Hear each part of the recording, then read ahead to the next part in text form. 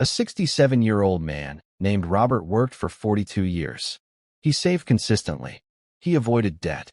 He did everything the financial guides told him to do. And when he finally retired, he ran out of money in 11 years. Not because he was careless, not because he made some huge mistake. He simply believed a number that turned out to be wrong. Somewhere, someone told him $1 million is enough. He believed it. Millions of people still believe it today. But here's the uncomfortable truth. There is no magic number. The $1 million rule, the 25 times your expenses rule, the 70% of your income rule, all of them can fail you, depending on how you live, where you live, and how long you live. By the end of this video, you'll understand exactly how retirement math actually works, why so many people get it wrong, and how to calculate a number that fits your real life, not a number pulled from a headline. This isn't about getting rich. This is about not running out of money when you're 80 years old and have no way to earn it back. Let's start with why this topic matters more now than it ever has before. For most of history, retirement barely existed. People worked until they physically couldn't anymore, and then their families supported them. Pensions changed that in the 20th century. Companies promised to pay retired workers for the rest of their lives, no matter how long they lived. That system is mostly gone now. Today, the responsibility has shifted almost entirely onto individuals. If you don't build your own retirement fund, nobody is going to do it for you. Social Security exists, but it was never designed to be someone's only source of income. On average, it replaces less than half of what most workers earned while working. So the question, how much do I need to retire, isn't a nice-to-know question anymore. It's one of the most important financial questions of your entire life. And most people are answering it with guesses. Let's talk about where the $1 million idea even came from. For decades, $1 million sounded like an almost unimaginable amount of money. It became shorthand for "you've made it." Financial media picked it up. Movies used it as the symbol of wealth. And slowly, it became the unofficial retirement target for an entire generation. But here's where things get interesting. $1 million in 1980 had roughly 4 times the buying power it has today. Rent, healthcare, food, all of it has climbed dramatically. A number that once sounded enormous now might only fund a modest lifestyle for 20 or 25 years, depending on how it's invested and spent. Most people don't realize this. They hear $1 million and mentally file it away as a finish line, without ever asking whether that number matches their actual life. So let's break down what actually determines how much you need. There are really only 4 variables that matter, and almost every retirement calculation comes down to these. The first is your annual spending. This sounds obvious, but it's the piece almost everyone gets wrong. Most people estimate their future spending based on their current income, not their current spending. Those are 2 very different numbers. Here's a real example. A couple earning $90,000 a year might assume they'll need close to that in retirement.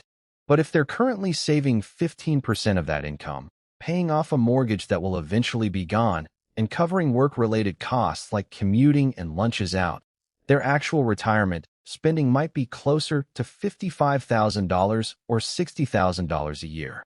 The hidden truth is this: retirement isn't about replacing your income. It's about replacing your lifestyle. And your lifestyle costs less than your paycheck suggests once you strip away the expenses tied specifically to working. The second variable is how long your money needs to last. This is where the story of people like Robert usually goes wrong.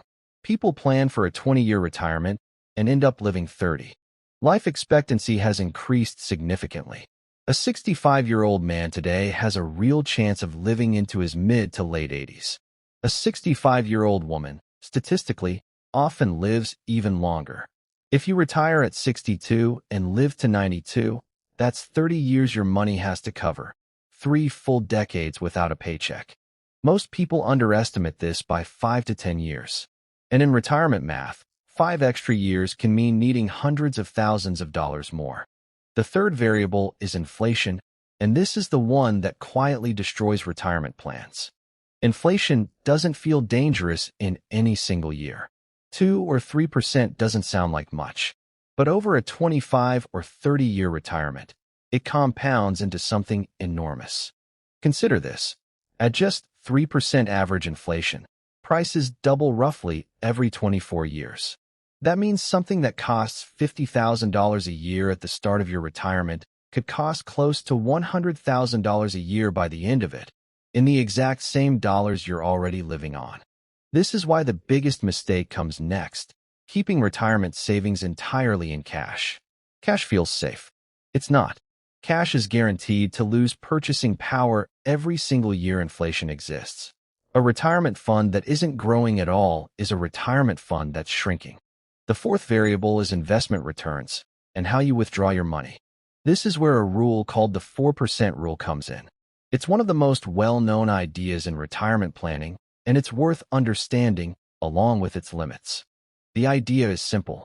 If you withdraw about 4% of your retirement savings in year one, then adjust that amount slightly for inflation each year after, historically your money had a strong chance of lasting 30 years based on decades of U.S. market data. Here's what that looks like in practice.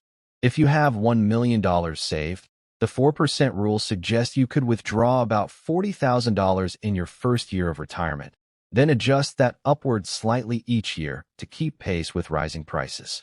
Using this rule in reverse gives you a rough retirement target. Take your desired annual spending and multiply it by 25. Want $50,000 a year in retirement? You'd aim for roughly $1,250,000. Want $70,000 a year? You're looking closer to $1,750,000. But this is where things get interesting, because the 4% rule isn't a guarantee. It's a historical average based on past U.S. market conditions, and the future is never guaranteed to repeat the past.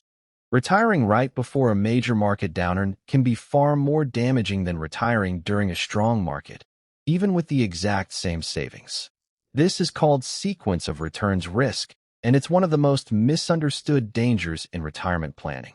Two people can save the exact same amount of money, retire at the exact same age, and end up in completely different financial situations, purely based on what the market does in their first few years of retirement. Now let's look at how this plays out with real numbers, because seeing it laid out changes how it feels.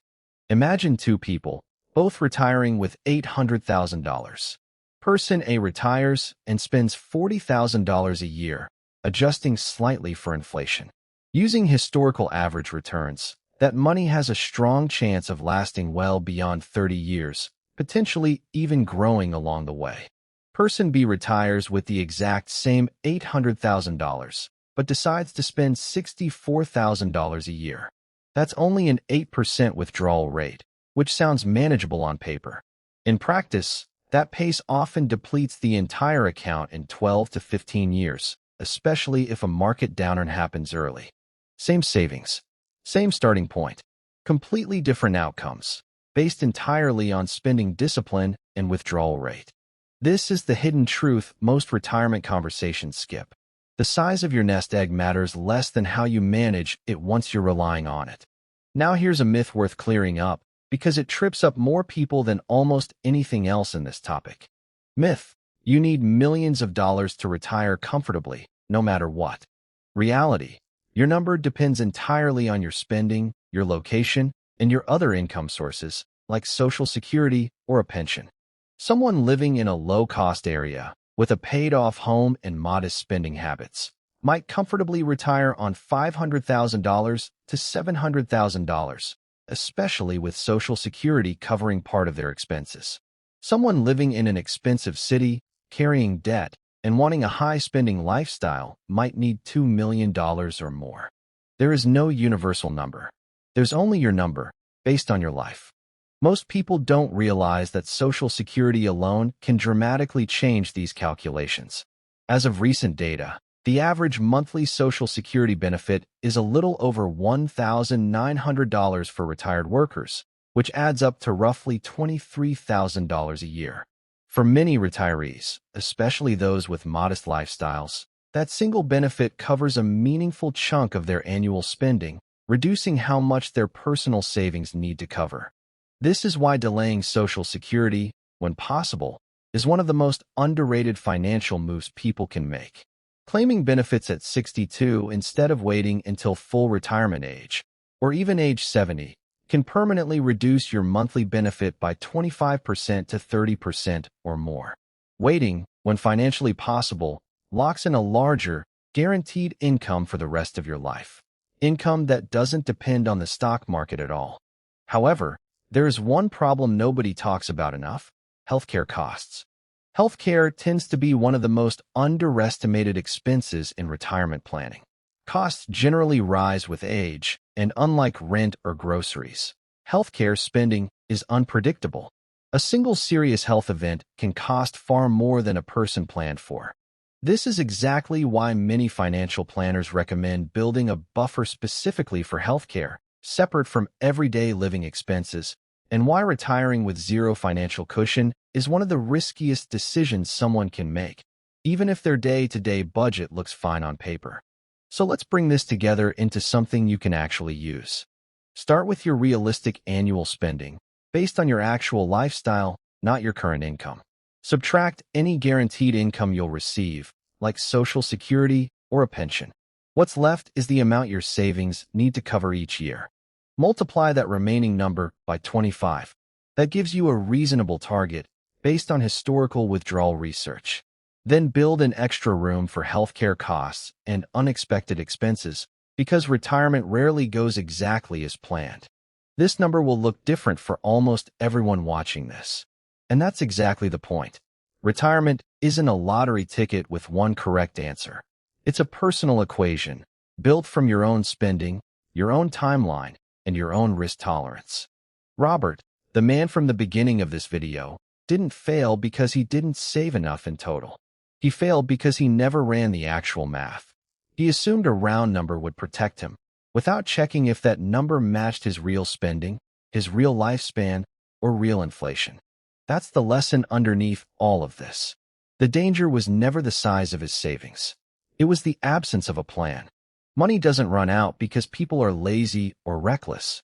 It runs out because people trust assumptions instead of running the numbers for their own life. Here's what to remember. Your spending matters more than your income ever did. Your money likely needs to last longer than you expect, sometimes 25 or 30 years. Inflation is quiet, but it never stops working against you. And how you withdraw your money matters just as much as how much you saved in the first place. There is no universal retirement number. There is only your number, and the only way to find it is to actually calculate it, instead of borrowing someone else's headline. The people who retire comfortably aren't always the ones who earn the most. They're the ones who understood their own numbers early enough to do something about them.